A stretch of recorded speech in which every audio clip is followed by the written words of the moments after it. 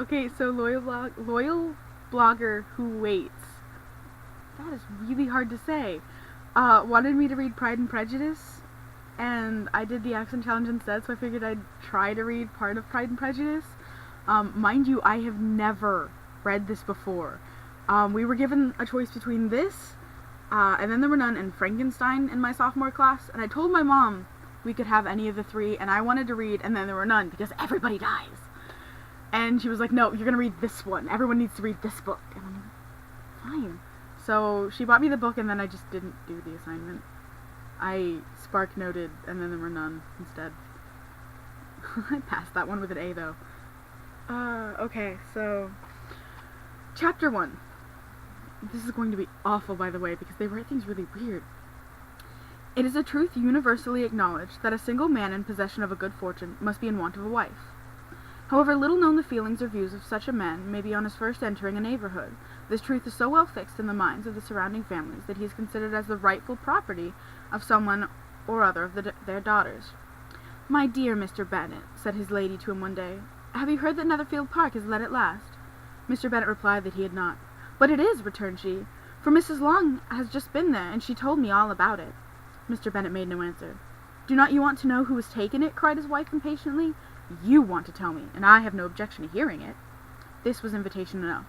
"Why, my dear, you must know. Mrs. Long says that Netherfield is taken by a young man of large fortune from the north of England, that he came down on Monday in a chaise and four to see the place, and was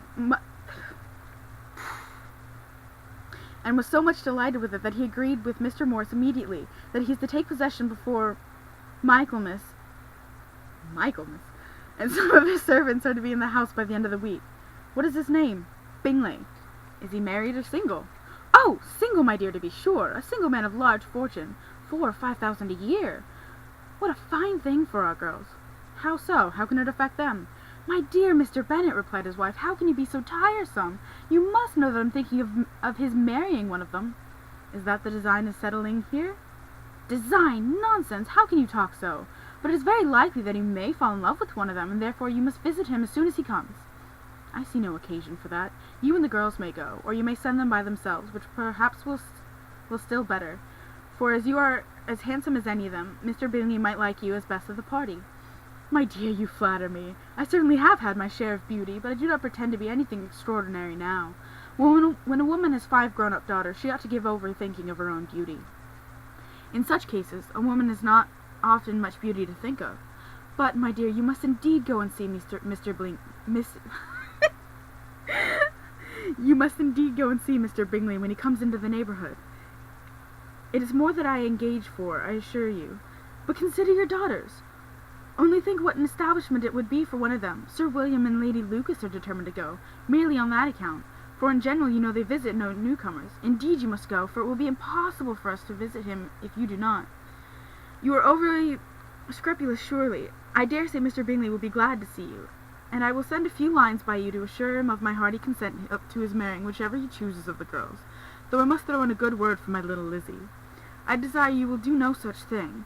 Lizzie is not a bit better than the others, and I'm sure she is not half so handsome as Jane, nor half so good-humoured as Lydia, but you are always giving her the preference. They have none of them much to recommend them, replied he. They are all silly and ignorant like other girls, but Lizzie is something more of quickness than her sisters.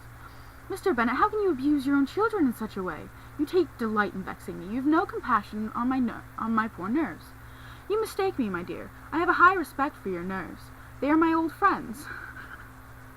I have heard you mention them with consideration these 20 years at least. Ah, you do not know what I suffer. But I hope you will get over it and live to see many young men of 4,000 a year come into the neighborhood. It will be no use to us if 20 such should come, since you will not visit them.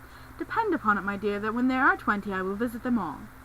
Mr. Bennet was so odd a mixture of quick parts, sarcastic humour, reserve, and caprice, that the experience of 23 years had been insufficient to make his wife understand his character. Her mind was less difficult to develop. She was a woman of mean understanding, little information, and certain temper. When she was discontented, she fancied herself nervous. The business of her life was to get her daughters married. Its solace was visiting and news. And that's chapter 1. But yeah, I'm stopping there before I make more of a fool of myself.